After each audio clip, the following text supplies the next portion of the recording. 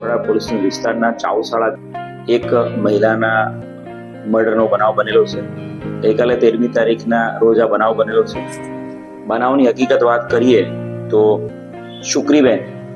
શુક્રીબેન કાસુભાઈ પાલવા એમનું મર્ડર એમના જ સાવકા દીકરા ભગુ રૂપે ભગવાન કાસુભાઈ પાલવા દ્વારા કરવામાં આવ્યું છે. જો કારણ જોવા જઈએ તો ભગુભાઈ કાસુભાઈ પાલવા એ લાંબા સમયથી કોવિડ ટાઈમ પછીથી બેકાર ફરી રહ્યો છે.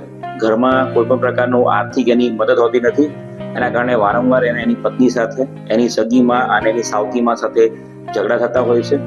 અને ગઈકાલે એની પત્ની સાથે વારંવાર ઝઘડો થઈ રહ્યો હતો અને એ ઝઘડો ના કરે એના માટે એને ગુસ્સો શાંત કરવા માટે, એને સમજાવવા માટે એની માતા અને એની સાવકી માતા શુક્રીબેન સમજાવી રહ્યા હતા.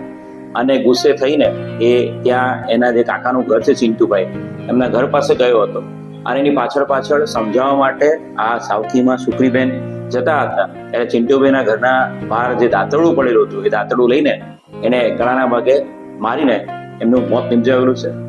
બનાવ બનતાની સાથે જ વિસ્તારમાં આઉટપોસ્ટના જે જમાદાર હતા એ પેટ્રોલિંગમાં હતા અને તાત્કાલિક બનાવવાળા સ્થળે પહોંચી ગયા હતા અને આરોપી ભાગી જાય પહેલા જ આરોપીને પકડી પાડ્યો હતો અને સાથે સાથે બનાવમાં જે વપરાયેલ હથિયાર છે દાંતરડું એને પણ કબજે કરવામાં આવ્યું છે. કપડા પોલીસ સ્ટેશન દ્વારા આ બનાવ અનુસંધાને ગંભીરતાને ધ્યાને રાખીને મર્ડરનો ગુનો દાખલ કરવામાં આવ્યો છે અને મર્ડરના ગુનામાં આરોપીની વિધિવત આજે ધરપકડ કરવામાં આવી છે. અને બનાવની અંદર તમામ જે પુરાવાઓ છે, બનાવમાં વપરાયેલ હથિયાર અને અન્ય તમામ સાયન્ટિફિક પુરાવાઓ એકઠા કરીને સમય મર્યાદામાં એનું ચાર્જશીટ કરવામાં આવશે.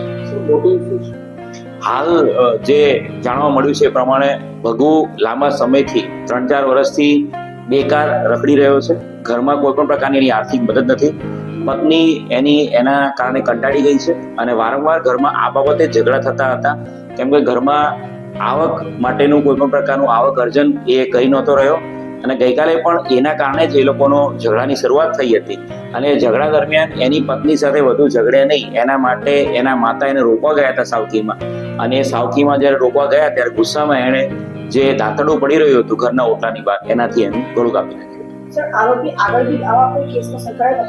હાલના તબક્કે આરોપીની પૂછપરછ કરતા અને જે ઈ ગુજકોપને ચેક કરતા એવો કોઈ ગુનાહિત ઇતિહાસ મળતો નથી, પરંતુ એના 2 નામ છે ભગુ અને ભગવાન, એટલે એ બાબતે વધારે તપાસ કરીને કોઈ ગુનાહિત ઇતિહાસ હોય તો ચેક કરવાની કાર્યવાહી ચાલુ છે.